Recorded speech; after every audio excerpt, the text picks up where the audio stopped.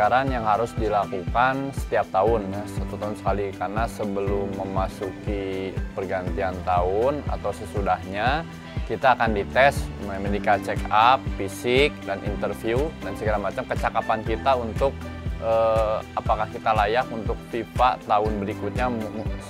Contohnya seperti tahun 2020, kita sudah dapat badge FIFA, tapi tidak otomatis kita langsung mendapat badge FIFA lagi kalau tidak dites. Jadi ketika melalui proses tes ini, ketika kita lulus, kita akan dapat predikat FIFA lagi di tahun 2021 gitu.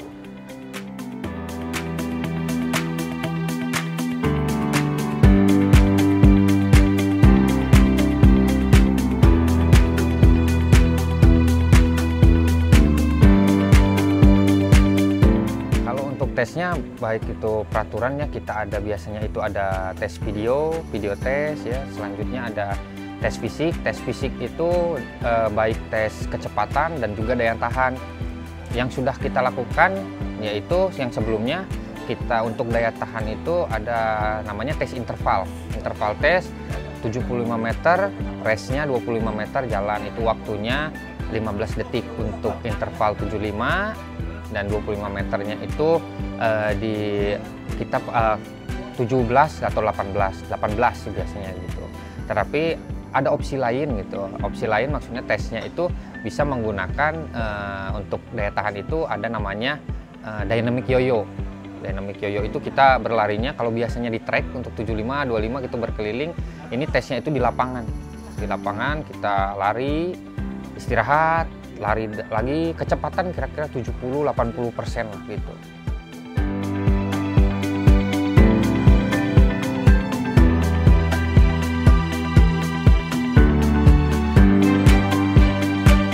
Perbedaannya ya kita dituntut lebih profesional ya, dari segi peraturan permainan memang betul-betul harus menguasai 17 pasal.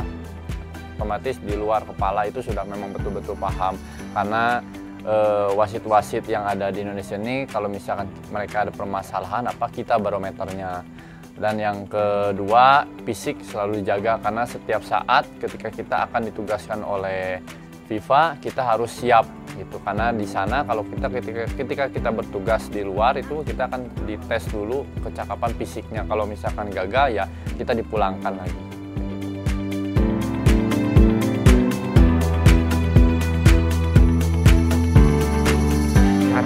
Badge putih ini, badge FIFA ini yang diemban bukan hanya semata kita wasit FIFA, tetapi di balik itu kita punya tanggung jawab besar untuk mengemban badge itu. Kita itu jadi apa ya? Jadi tolak ukur terkadang oleh wasit-wasit lain. Ya, kalau dia melakukan kesalahan, wasit FIFA saja melakukan kesalahan. Nah, ini tanggung jawab besar untuk kami di sini wasit-wasit FIFA untuk selalu menampilkan yang terbaik gitu. Kita harus memberikan selalu yang terbaik. Tentu saja kita harus berlatih. Berlatih pun di sini tentu saja lebih dari yang lain. Karena tentu saja tuntutan kita sebagai role model dari adik-adik kita ini, kita harus menampilkan yang baik dong.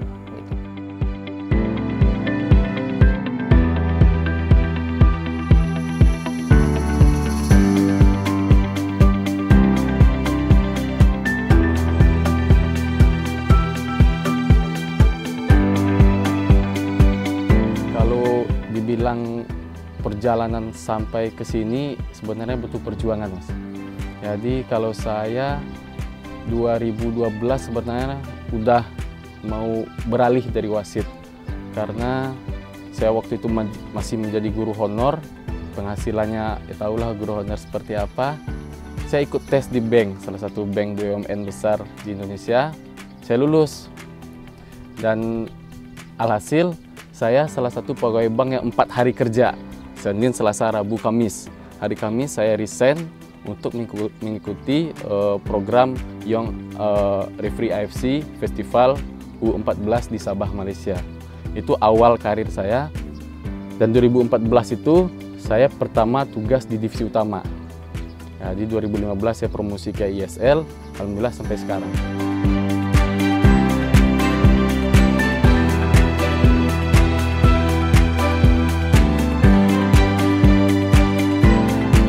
Dulu sebenarnya 3 ya, karena pelatih juga saya punya lisensi mengenai pelatih fisiknya juga. Tapi itu hanya berjalan 1 tahun.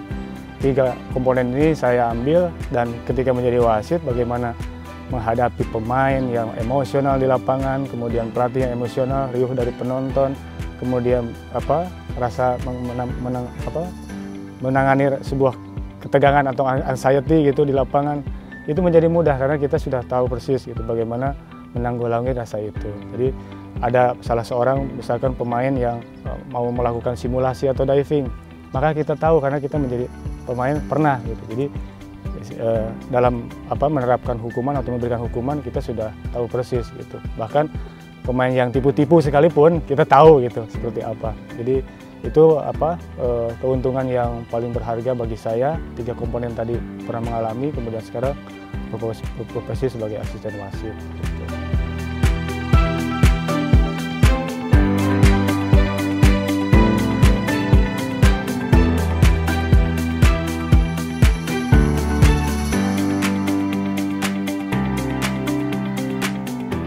Waktu mulai kita ngambil lisen dasar C3 itu, saya termasuk yang paling muda sampai ke nasional tahun 2008 itu.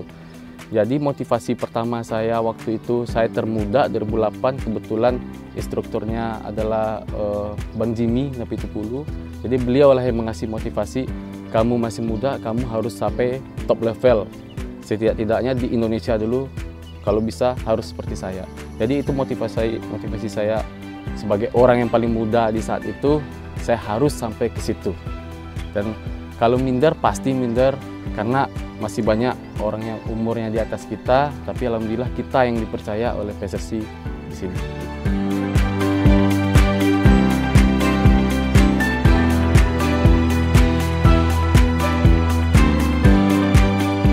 Saya merasa yakin ya, wasit Indonesia bisa bersaing dengan luar bahkan lebih kalau menurut saya. Karena ketika bertugas di luar pun, ya perwakilan dari kita, mohon maaf nih termasuk saya sendiri gitu, kadang-kala soloran, maksudnya tugas sendiri dengan mereka dari luar. Ada hikmahnya nih, contohnya AFF Suzuki Cup 2018 ya, Indonesia tidak masuk final timnasnya. Tapi saya dinobatkan untuk memimpin final gitu, asisten diduetkan dengan kawan dari Australia gitu, dan kawan dari Singapura. Dan menurut saya sama, kita punya kans, bahkan lebih kalau menurut saya, karena atmosfer liganya di Indonesia itu daripada di luar. Karena ketika saya mencoba untuk bertugas liga luar ya, salah satunya Bangladesh, itu persis, bahkan kita lebih pressure-nya lebih tinggi daripada negara-negara yang ada di luar sana. Jadi saya nyatakan bahwa kesempatan kita untuk bersaing bahkan di level yang lebih tinggi di Piala Dunia pun, insya Allah itu terbuka lebar gitu. Salah satunya ya mungkin menambah wasit, meningkatkan kualitas ya dengan development dari Departemen Perwasitan, seperti itu, bersinergi lah.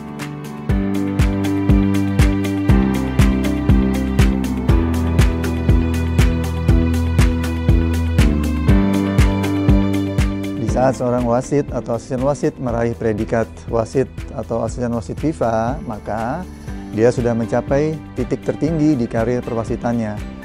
Komite dan Departemen Perwasitan PSSI melihat bahwa status wasit FIFA tersebut dapat diraih dengan program yang terencana, terarah, dan terukur, dimulai dari perekrutan wasit usia muda dengan usia minimal 16 hingga 18 tahun.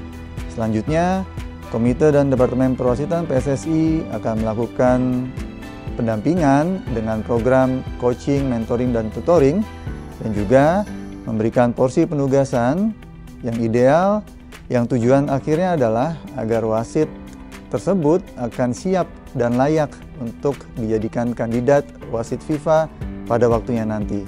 Prinsipnya adalah predikat wasit atau asisten wasit FIFA itu diraih, bukan diberikan.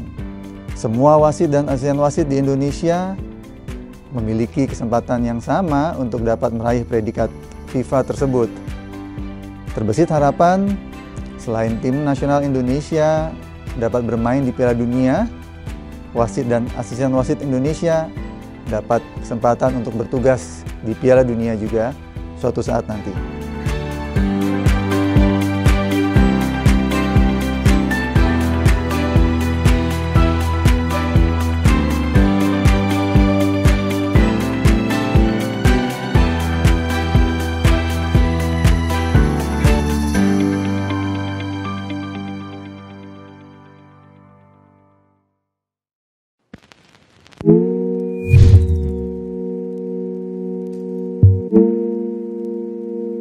Hmm.